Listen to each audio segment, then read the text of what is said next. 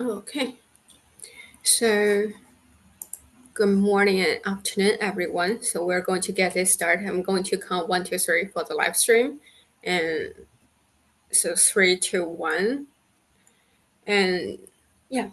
Good morning, afternoon, everyone, and thank you for both of you guys to be here today with us. And I'm going to quickly introduce myself and the platform, and I'm going to pass along the speaking opportunity to you guys. So my name is Yu. I'm with Asian Camp Asian Bio, and we are one of the largest CDMO manufacturing company globally. And I would say the company has been established over 3 decades, and in the industry we have been primarily working with a lot of the larger pharma, and but also with some of the uprising up biotech companies as well. And so without further ado, I'm going to pass the mic to you guys. And David, do you want to start? Yeah, absolutely.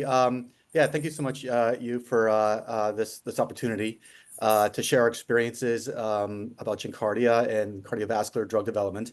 My name is David Zabrowski. I'm the founder and CEO of GenKardia, and a little bit about my background and how I got here, and did my undergraduate in biology in the States, and then a PhD in the States as well in cell and molecular biology. But I was really interested in heart failure coming out of my PhD. So I then transitioned off into academic postdocs, as many of us do. And first at Harvard Medical School, Boston Children's Hospital, doing heart failure research, mostly in the regenerative space, cardiac regeneration. And then from there, I transitioned to continuing an academic postdoc to the Max Planck Institute of Heart and Lung Research in Germany, again, doing cardiac regenerative research. And this was an incredible experiences working at these top institutions doing really cool science. And kind of maybe every other day, I thought I had a cure for heart failure. I think you come across a lot of cool experiments and ideas as a postdoc. But at the end of my academic postdoc time, I realized I didn't know much about drug development and really heart failure overall. I was familiar with cardiac regeneration, but not much all the other aspects of heart failure and what drives heart failure. So with that, I received an opportunity to go to AstraZeneca in Sweden, working in their early target identification team and heart failure teams. And this was an incredible experience. Transitioning from academia to pharma, those first 6 months, you learn a whole new world of drug development, target identification, how to vet good ideas, and thinking about safety profiles. You learn all these great things when you go into pharma. And of course, working with a great team at AstraZeneca. So I was there for 2 years, largely still working on cardiac regeneration, but now expanding my thoughts and scope and experience into other aspects of heart failure.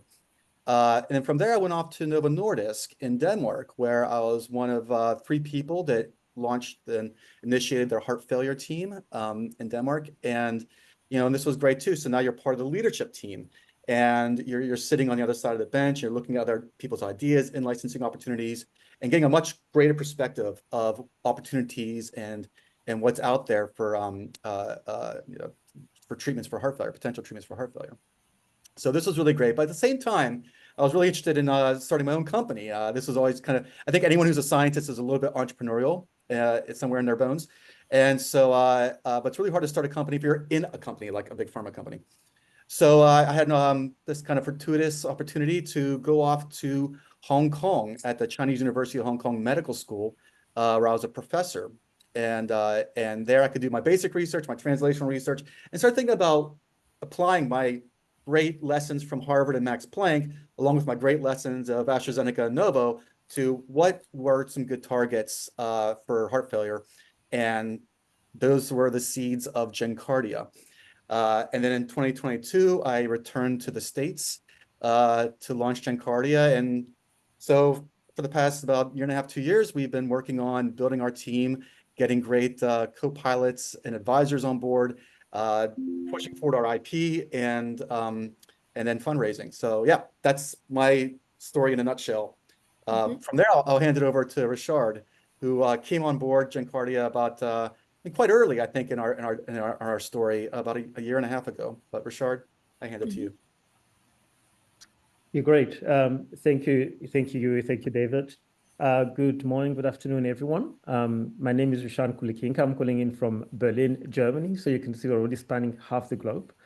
And I think after that great introduction by David, I might actually start backwards and say how I got aware of GenKardia and how I met David, because that was quite an interesting moment in its own right. So I was, at that point in time, I was heading Therapeutic Area Cardiology and Nephrology at Bayer Pharmaceuticals, and I attended a heart failure conference, as you do. And I'm pretty sure many people in the audience will have been in that situation where you're in a session and you think all the good and interesting and challenging questions are being asked by one guy after each presentation. And in that session, that guy was David. And so it was my turn to present, and we got into the Q&A, and it became a bit of a dialogue about the good, the bad, and the ugly in drug development for heart failure with preserved ejection fraction, which was a topic of my talk. And we continued the conversation over coffee, and then we went our own ways. And then a few months later, David got in touch with me and said, "Look, you remember this conversation? I just launched my own company. Would you like to hear more about it?" Yeah, we had a conversation. I had a look at what he's got to offer, the two assets he was building a company around, and I caught fire, and the rest is history, as they say. So I signed up, and since then we've been busy building GenKardia. So, but how did I get there in the first place? So I'm a physician by training. I went to medical school in Cambridge in the UK, and then did my postgrad training in general internal medicine in London in the NHS, National Health Service. Spent a few years in the clinic, focused on acute medicine and intensive care.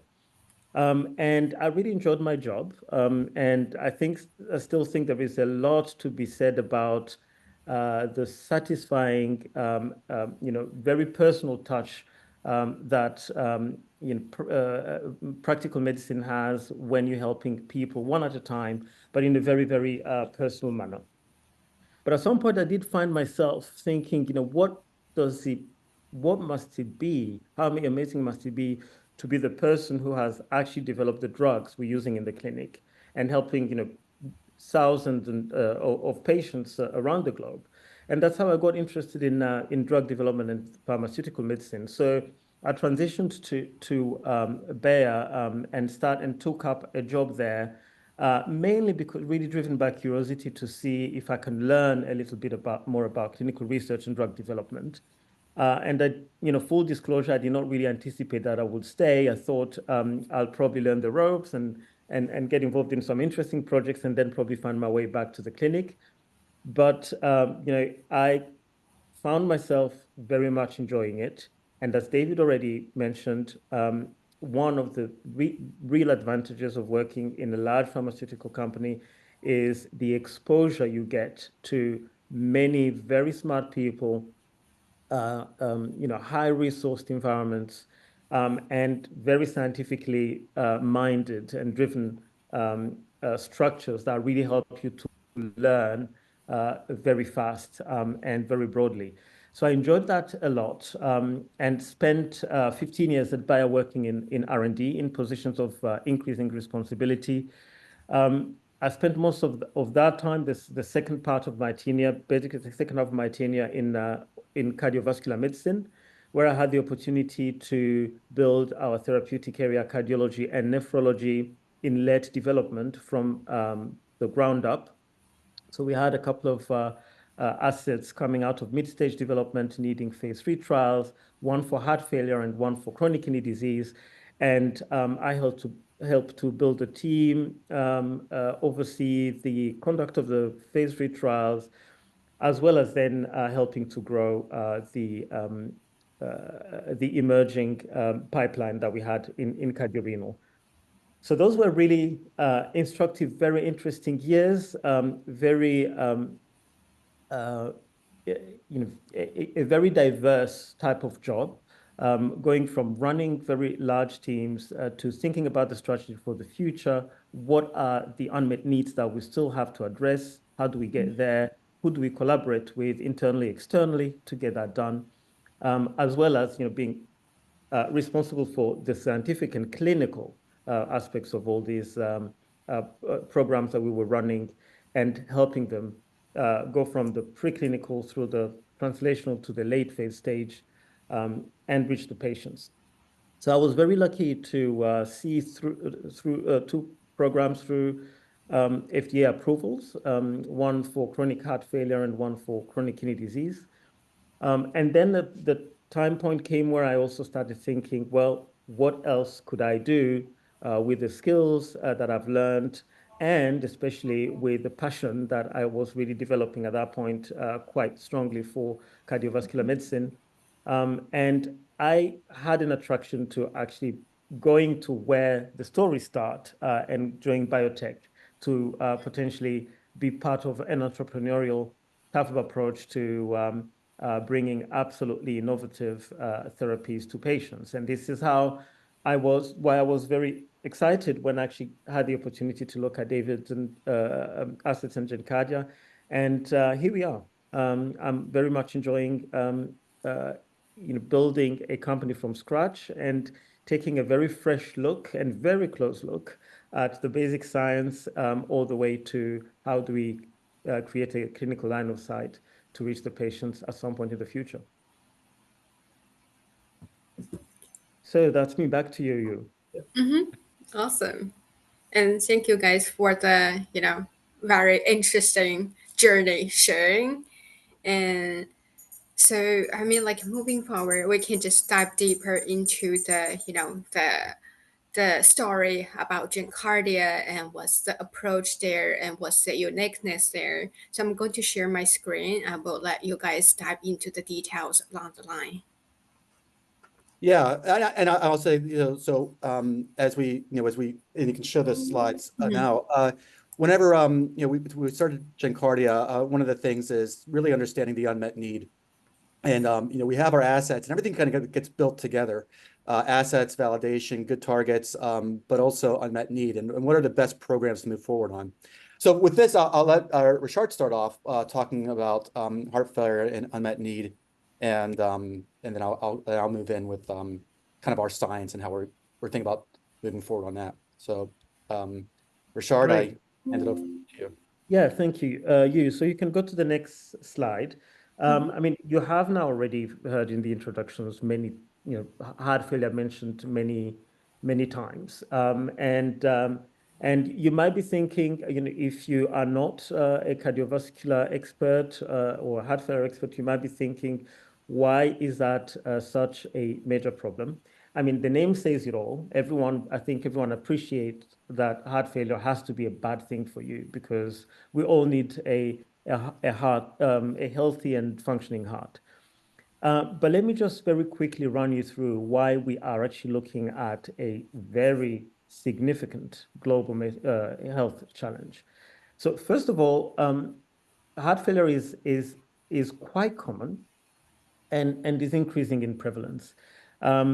Essentially, heart failure means that a patient runs into trouble supplying his organism with blood because the heart is failing to provide oxygenated blood to the organs.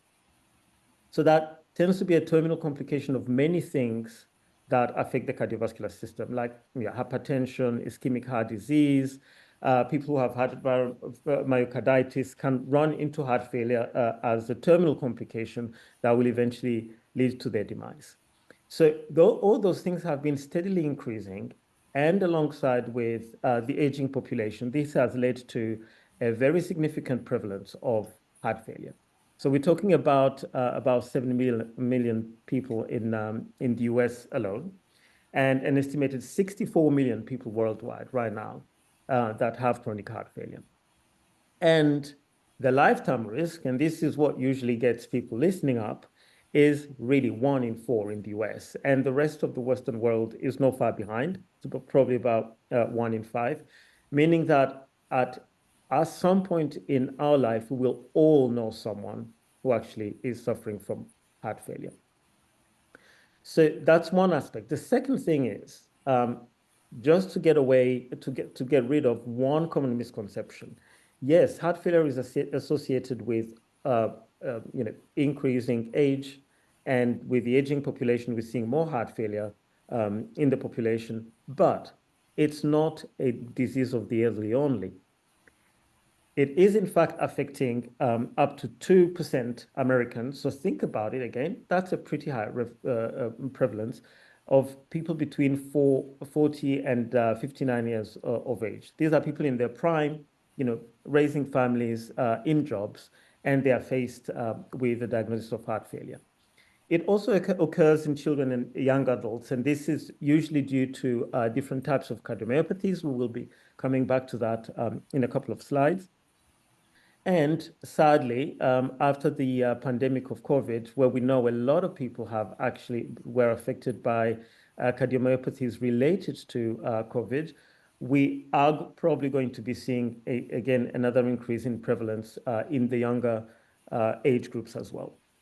What is more, and this is quite alarming, and there may be many different reasons for it, when you look at the trends over time, particularly in the US, the mortality due to heart failure is actually increasing more rapidly among the younger age groups than in the older age groups. Now, this may be that just everyone is used to looking for heart failure in the elderly, and they might be getting better care. No one knows, but the fact remains that really having heart failure at the younger age actually means a slightly worse prognosis than having it at an older age. So all of that taken together really shows us that we are actually dealing with a pretty important healthcare challenge. So let's go to the next slide. Just to add to that, a quick word about what that really means for the individual patient who gets a diagnosis of heart failure. It's actually a prognosis that is worse than many of the common types of cancers that people know are killers, like colorectal cancer, breast cancer, or leukemia. Because from the time of diagnosis, on average, 50% of the people will be dead within 5 years.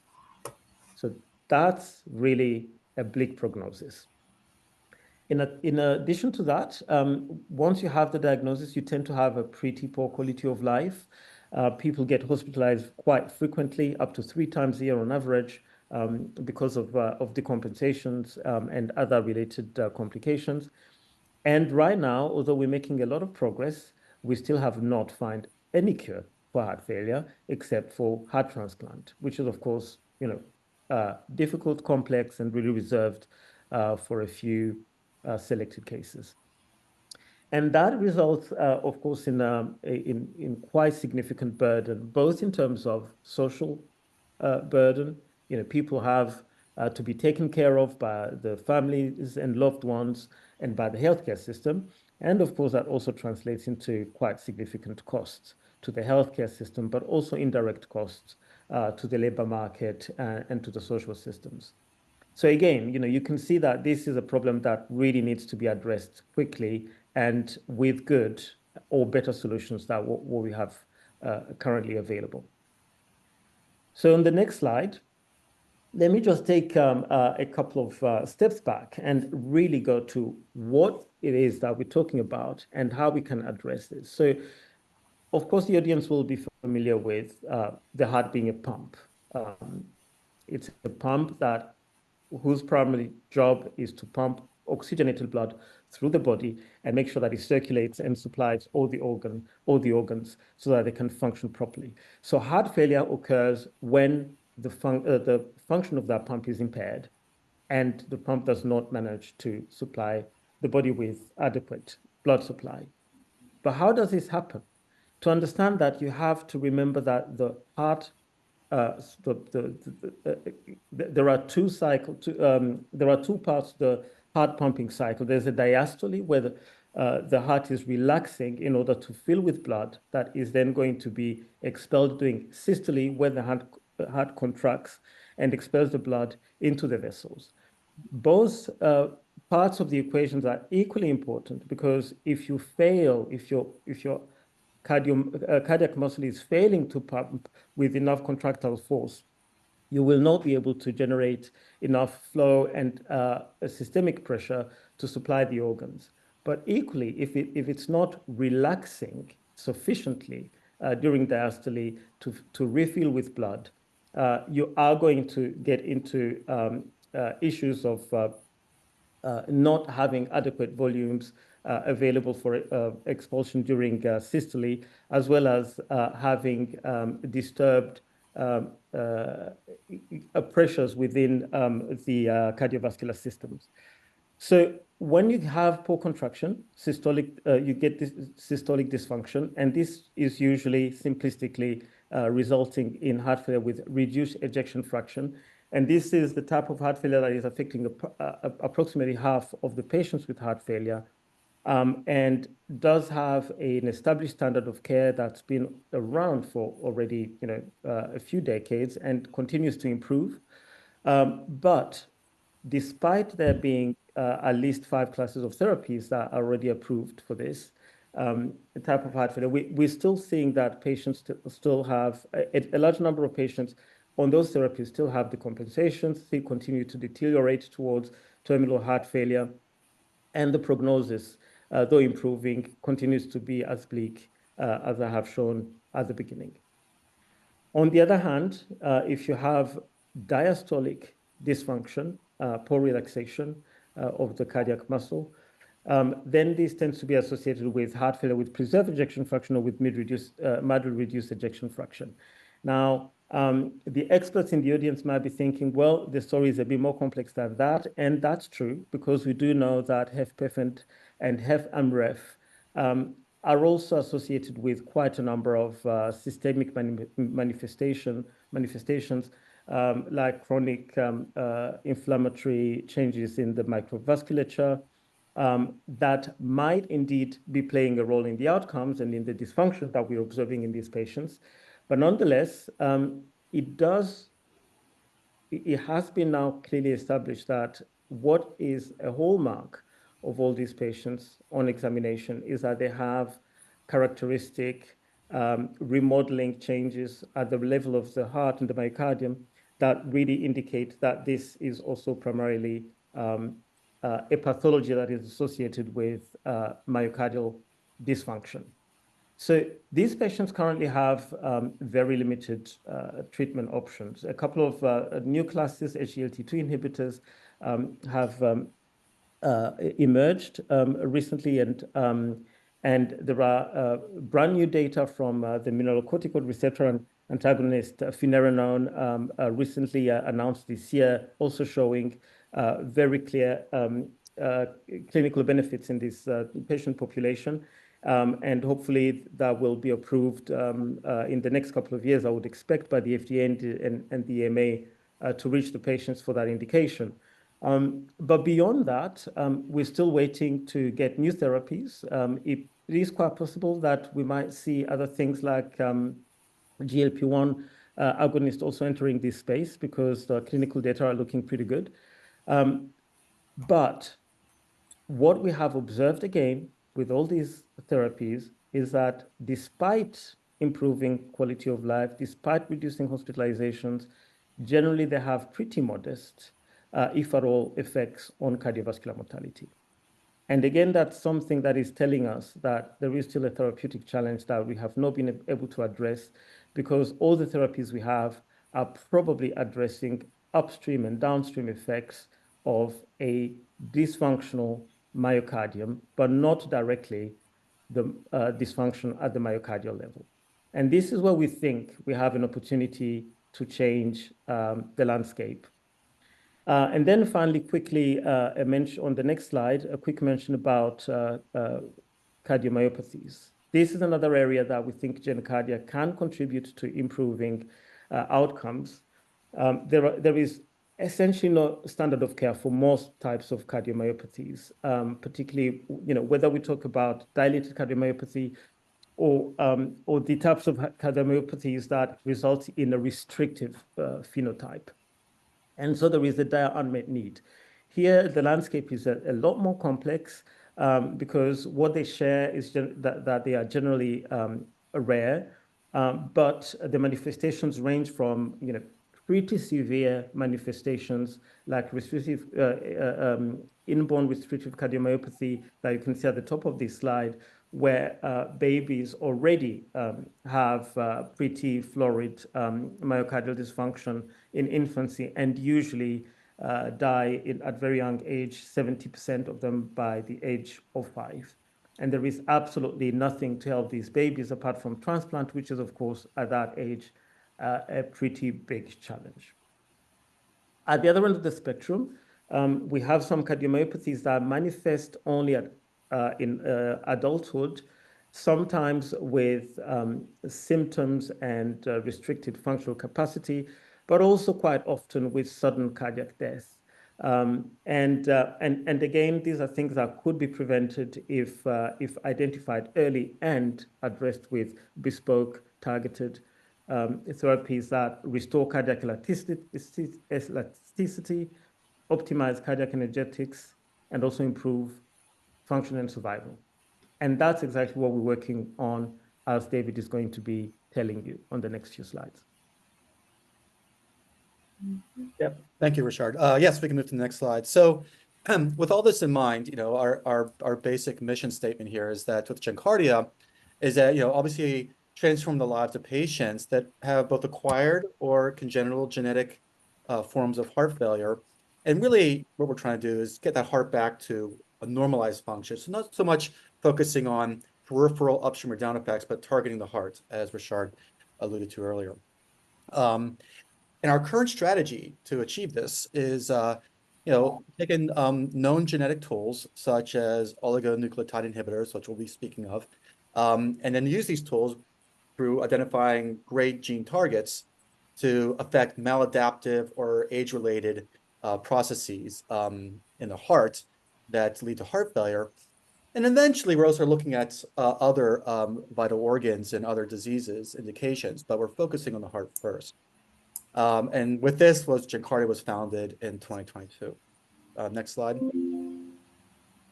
So a little bit, although Richard mentioned how there are a number of there's standard of care, and some of the standard of care is decades old. Maybe major changes have been a little bit limited in recent years with regards to heart failure therapies. There's a great example of mavacamten, which is really exciting, but there's not much outside of that that's actually targeting the heart. So maybe why is the case, and why is today the right time to start thinking about heart therapeutics again, and what are the advantages or the potentials? So we think about modalities. What's in your modality toolbox to address the heart? Largely in the past, it's just small molecules. Maybe there's antibodies, peptides. But nowadays we have, as people are probably familiar, siRNAs, ASOs, which fall under a class what we call oligonucleotide inhibitors, basically modalities that can regulate gene expression. And so that's really great because this now allows us to target genes or the transcripts of genes that couldn't be drugged previously. And some of these targets don't have enzymatic activity, so kinase inhibitors wouldn't work. So these new modalities of oligonucleotide inhibitors open up a whole new world of drug targets, which is quite exciting. The second thing is, you still have to get your drug to the tissue. Now, quite often small molecules will go to multiple tissues, and you have side effects associated with this at times.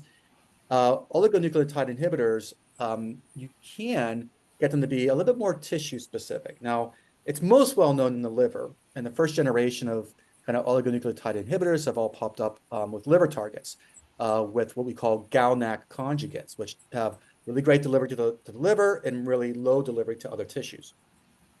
And in the past maybe 5 years, people are looking, well, how can we replicate that in other tissues? So extrahepatic targets, tissue targets.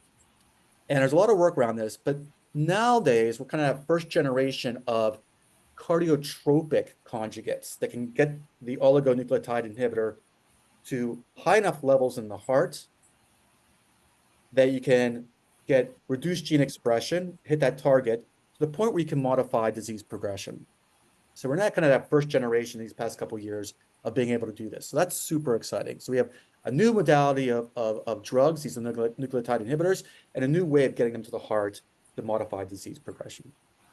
The second thing, again, this goes back to in the past 30 years, most of the targets have been around, the therapeutics have been around upstream and downstream events, peripheral neurohormonal regulators, but not targeting the heart directly.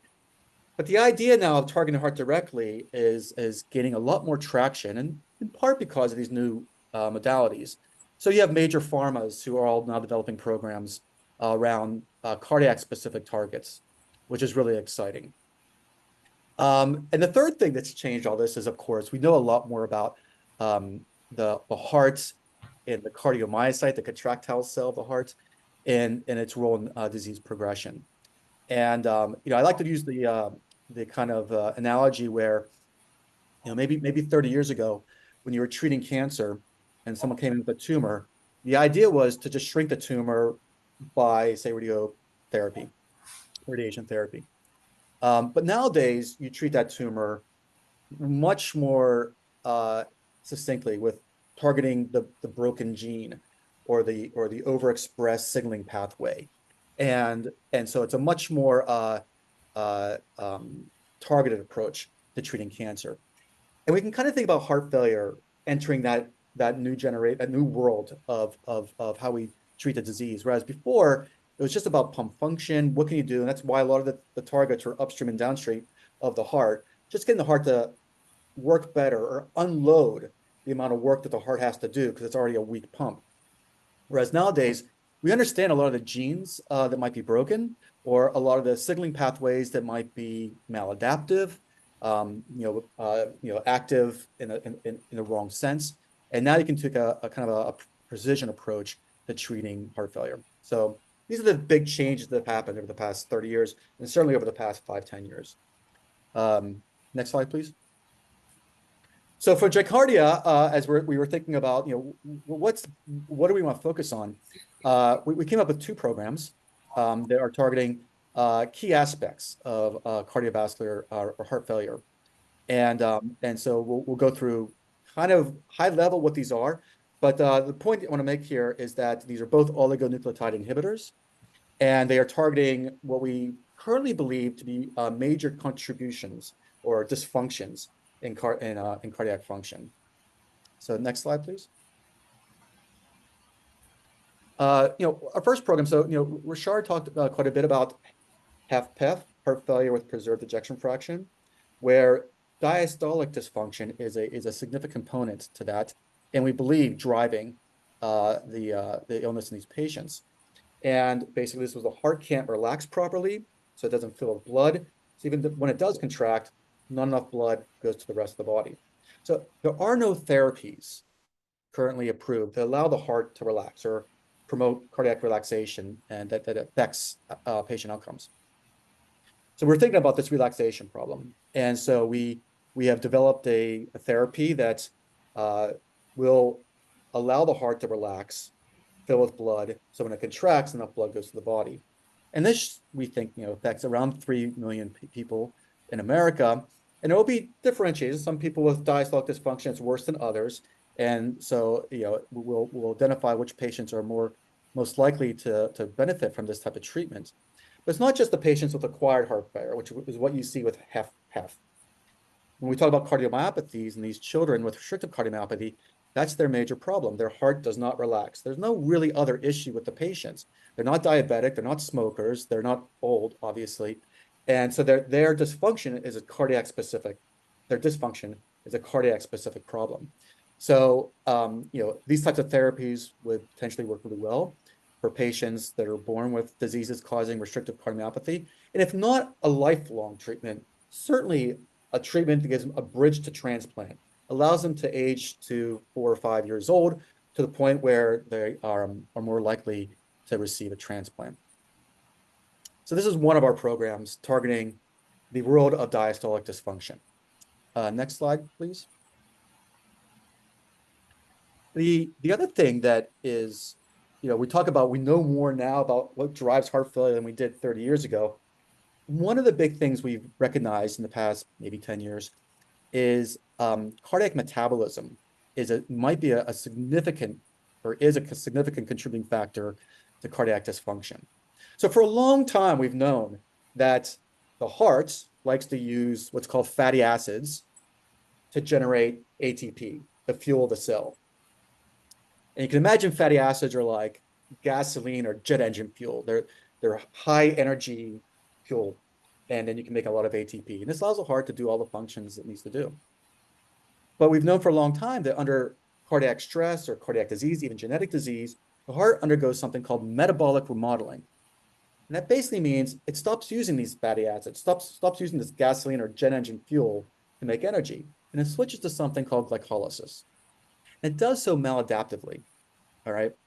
And so what it does then, this glycolysis, although you can still make fuel from it, unlike gasoline, maybe it's more like kerosene. It's just not a high energy fuel or fuel source.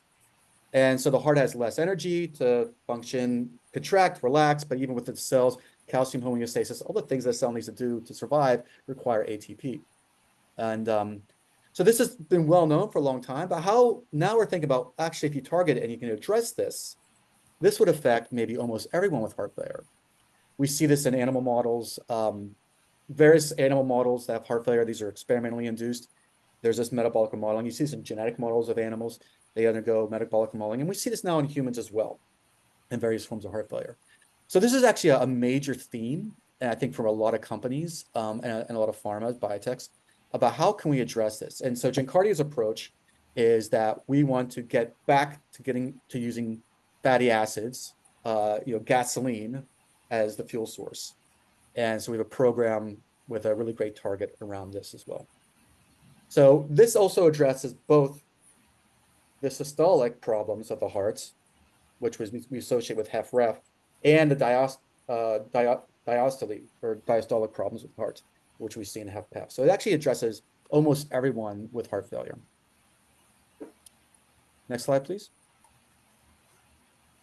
So this is great. We have really interesting targets that are aiming to modify really interesting aspects of cardiac or heart failure.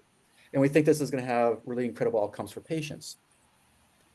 But what about the drug itself? I mentioned oligonucleotide inhibitors. Well, our targets actually cannot be modified. Their function cannot be modified by small molecules. They can't be modified by antibodies or peptides. So siRNAs and ASOs are the modality of choice for our targets.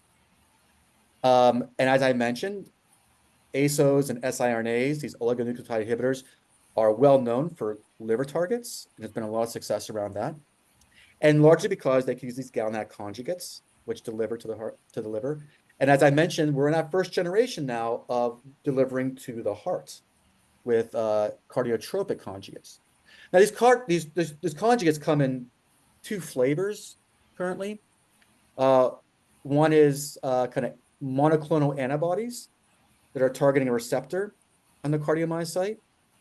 And sometimes there's a peptide that can interact with that receptor in the cardiomyocyte. So you have biologics, conjugates that can deliver the siRNA to the cardiomyocyte, to the heart. The other flavor are cholesterol conjugates. So these are basically fatty acids or derivatives of fatty acids. They're also conjugated to your siRNA, and they can also have delivery properties to the heart. Now, in both of these cases, it's not only the heart, they go to other tissues, but they can deliver enough to the heart, enough of the siRNA, enough of the drug to the heart to modify gene expression. And at least with the biologics, the monoclonal antibodies, these are, at least for muscle right now in clinical trials, and then now companies are looking at this for cardiac diseases. So there's two different flavors, and they both have their advantages and disadvantages, but they exist. So this is really wonderful.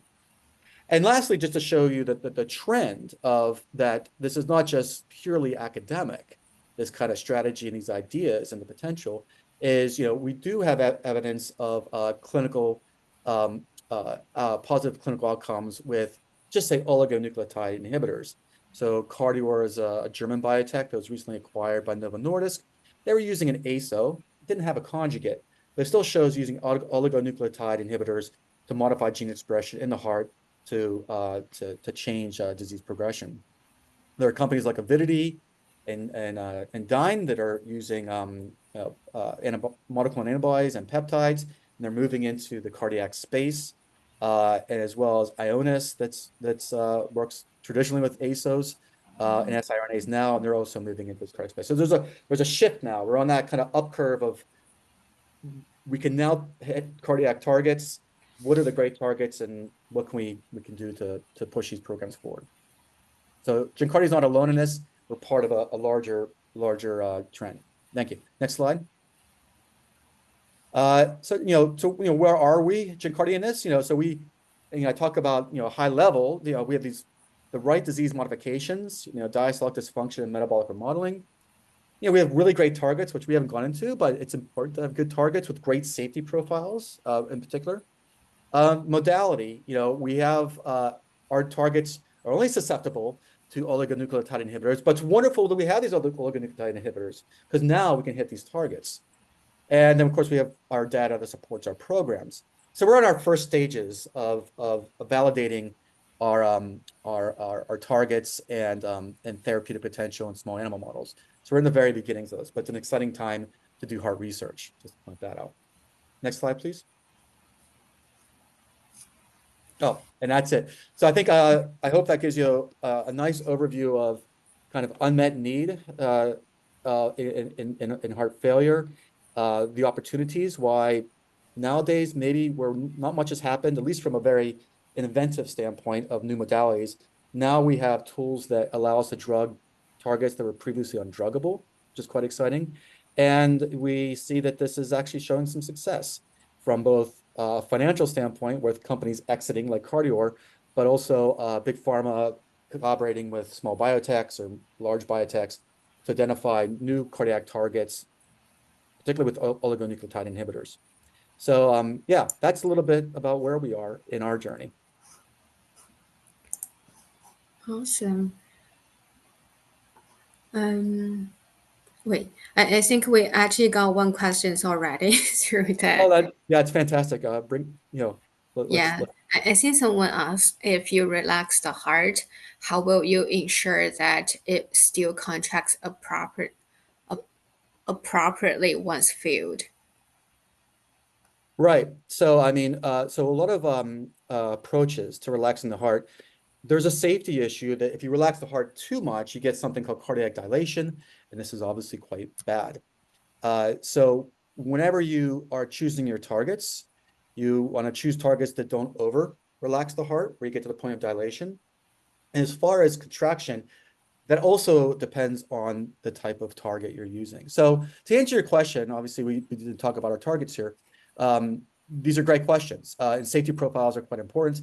So I would start with choosing the targets that make the most sense. These are usually well verified, validated targets. We're not picking targets out of the thin air, and but you do your safety studies to make sure. But some targets, they would cause problems with contraction, and we stay away from those. Yeah, maybe I can supplement that a little bit, David. I think to help understand what David just explained, when we're looking at the myocardium, we know that it has both structural proteins and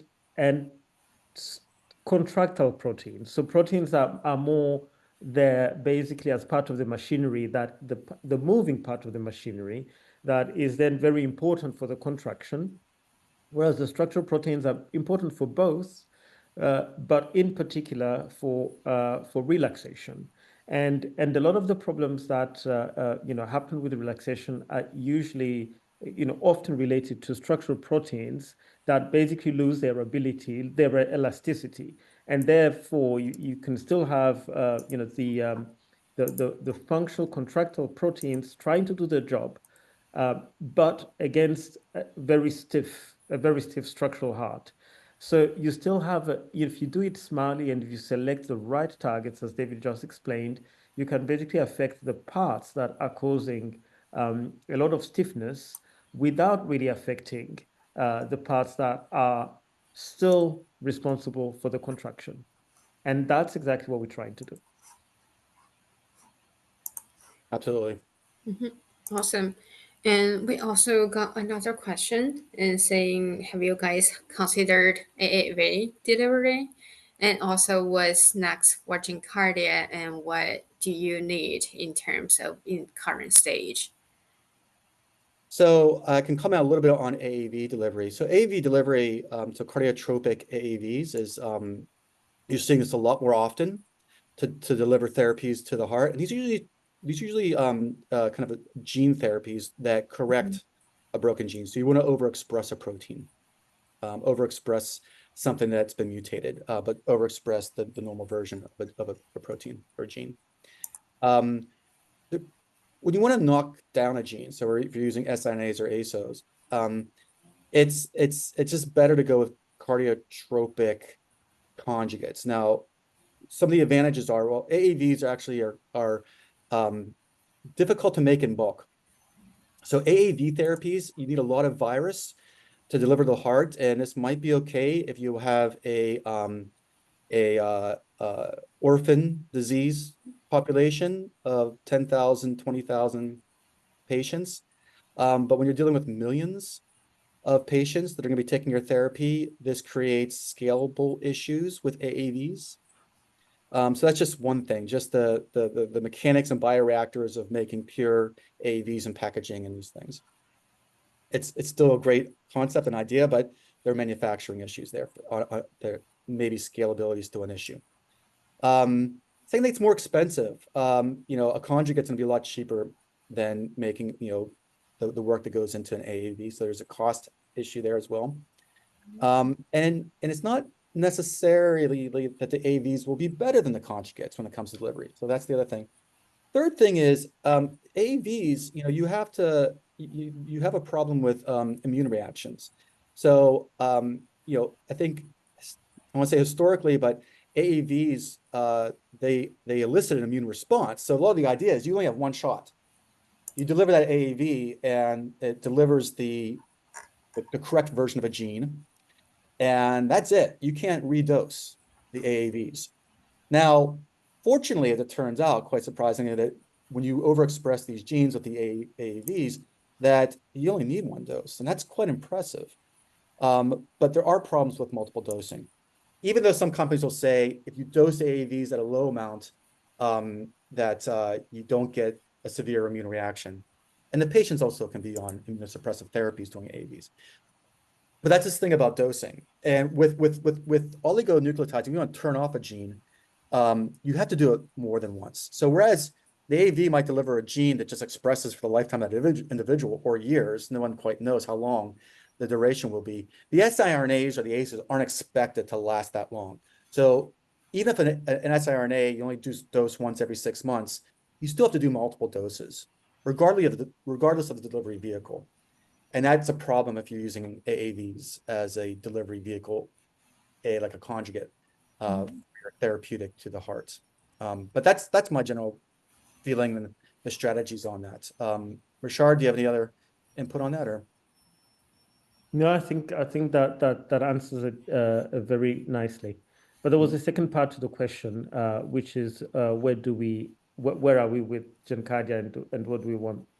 What are we Yeah, heading? what's next for you Okay. guys and what do you need in terms of, I guess, like development milestone and the Yeah. financial support? So we're in a phase where we have our targets and well-validated targets, and we have great safety profiles, and we have, say, in vitro data to support our mechanism of action and our therapeutics. And we even have prototypes of the drug.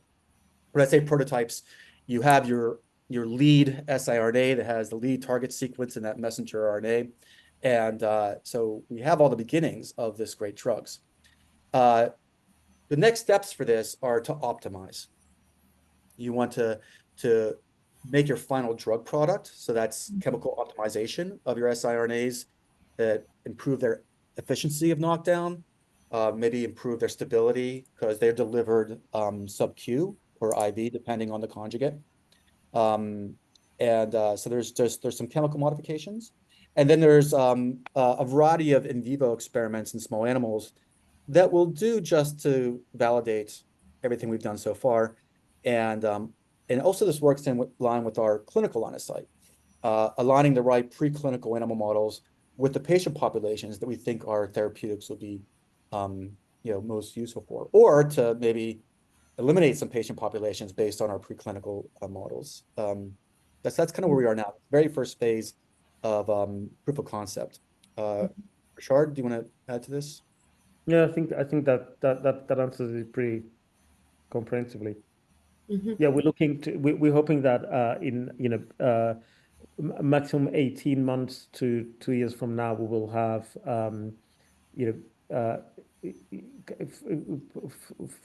finalize the candidate selection, optimization and selection, and proof of concept in small animals, so that we can start into IND enabling programs. Sounds great. And we also got one more question coming. Is someone asked, what off-target effects do you anticipate, and what is the dosing schedule for GenKardia therapy right now? Yeah, so off targets is a big deal. So with siRNAs, you have the advantage of that you're targeting a very specific homologous sequence, right? So you can your siRNAs that the siRNAs you choose are ones that are targeting a sequence in your target gene, and where that target sequence doesn't exist anywhere else in the transcriptome.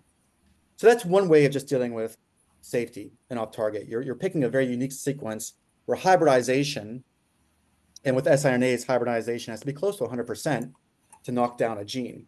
Okay, so that's one just sequence specific specificity of your siRNA. The other thing is you want if you can, your target genes to be specific to the heart. So even if your siRNA is going to get to other tissues, which it will to some degree, if your target gene is not expressed in those other tissues, then you lower that off-target issue. And that's kind of the case with both of our targets. They're cardiac specific, and that's fantastic. An siRNA can still have mismatches and hit some other off-target, and there's ways of chemical modifications there. But the big thing here is really just the sequence specificity. If you can target a sequence that's not present in any other transcript, any other gene, which we have, and if you can pick targets that are cardiac specific, which we have. So I hope that answers that question. Yeah. Okay, so I think on top of the fact of a cardiotropic delivery system, which helps as well, right? Yeah. Awesome. And thank you for answering that. I think we're almost, getting close to the end. So I'm just going to throw in one question before we finish everything. And I know you guys have like a very diversified background in terms of academia, large pharma, and biotech. And it just from the experience and the journey so far, how do you guys feel the difference in terms of like innovation? Rashard, I'll let you start off here. Thank you. I think you've filled the last couple of questions. So I'm happy to take a stab first. Yeah, I think that's a really interesting question, Yu, and that's something that we do actually spend a lot of time thinking about as well. In addition to the science itself, it's really how the different players in the ecosystem view and assess innovation. So if maybe give you to a couple of aspects from my perspective. If you remember the story I told at the beginning, how I met David in the first place, I was in a role where my job was as head of therapeutic area to work together with my senior colleagues, my counterparts in commercial, regulatory functions, and translational functions, to look at things that were coming fresh out of the lab, ideas about new targets, new ways of addressing existing targets, and trying to select the ideas that we thought would have the highest likelihood of success. And in that role, we saw a lot of things that teams would put forward where you would think, great idea, but the solution does not convince me. Or great solution, but this is not a problem that really needs that solution. So a mismatch between what people would and sometimes, for the former, it's much easier to do if you think people have actually got a very good idea, like they're working on a target that they think could be placed in, say, kidney disease, but you look at it and you think this is actually this is perfect for an entirely different disease area. That's an easier problem to solve than if you think they've got a solution to a particular problem, but the solution is not really worth much. So it was an exercise of looking at, prioritizing things that would have the highest likelihood of success, but from the perspective that we were trying to build a pipeline and that we had structures in place to move the things forward that we would select. Now, I switched sides and went to biotech, and I had to do a conscious exercise of acquainting myself with the idea that we're not prioritizing a number of assets. Actually, we have one or two, one shot of goal each time, and it has to be the right one. And that's why, on the one hand, I could immediately get really taken and excited by looking at the assets that we have at GenKardia and knowing this is the right tool for the right, this is the right solution for the right problem. So the match is perfect. Now, how do we move it forward? And this is where I see that you need a different type of mindset because you don't have structures in place ready to pick it up and run off with it. But you really rather have to find a way of convincing other people to provide you with the resources and the support to move that innovation forward. So in the core, the idea is the same, but in the assessment of how, what needs to happen for you to get excited about moving an idea forward, it's very different. Yeah, I completely agree with that, and I'll just do a little tag on to that. The last thing that Richard mentioned there was, who are the funding parties, or who are the people that are supporting these ideas, and in pharma, it's a leadership team. So Richard's been part of a leadership team. I've been part of a leadership team, and people pitch ideas to a group of people who are going to make the decision whether they greenlight that program, greenlight your concept or your target, your favorite gene, et cetera. And in that case, in pharma, you're speaking to a very well-educated audience in the sense that they've been working on cardiac pipelines for the past 5-10 years. Pieces are in place, KOLs are in place. There's the infrastructure at the pharma to execute kind of de-risking experiments with staff. They even have CROs in place with deals where they can tap into to execute things. So from the pharma side, maybe it's a little bit easier with the language as far as pitching an idea because they're already familiar with the heart failure space, but also it's lower risk for them because all the pieces are in place to push an idea forward if they think it has traction. In biotech, this is a little bit different. You're not, the people that are going to give you the money and the resources to push an idea forward, it's not the pharma leadership team. These are your investors, and in this case, say venture capital.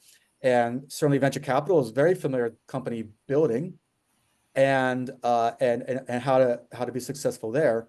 But they're carrying a lot more risk because they don't have, maybe say in the cardiovascular space, the same number of KOLs that they can pull from. They may not have a lot of experience in the cardiovascular space, so even their internal due diligence might be a little bit trickier. And so it's a different conversation with a different, they're both leadership teams, but in kind of different areas, right? Leadership team in VC versus leadership team in pharma. So I think one of the things I found in moving this forward, and what I thought worked really well in pharma, it's a whole different path forward in biotech and VCs. So it's not that it can't be done, and people are obviously, successes have occurred, but it's a different mindset and about how you're pitching the ideas, how you're educating your audience, and how you have to de-risk the level to which you have to de-risk your programs to really to catch their attention sometimes. So, okay, and thank you for the great answer. Actually, shines a lot of light on the different dynamic and perspective in terms of how the different parties and how the different parties in the industry is moving innovation forward. And so I think we actually run a little bit over time, but that's a good question to conclude the webinar for today. And thank you guys both for sharing your lovely experience and perspective, and also sharing some of the trends that have been happening in the cardiovascular/heart failure space, and also sharing the technology highlights of GenKardia. Thank you so much. I appreciate it. It's a lot of fun. And Yeah, thank you for having us. Yeah, we will I hope also people will send feel free out. to reach out if they have any more questions. Yeah, for sure. I will include your guys' contact information in our follow-up email as well. Fantastic. Works well. Awesome. And thank you guys, and have a lovely night and day ahead. Right. Thank you. Likewise. All right. Bye-bye. Thank you guys. Bye. Bye-bye.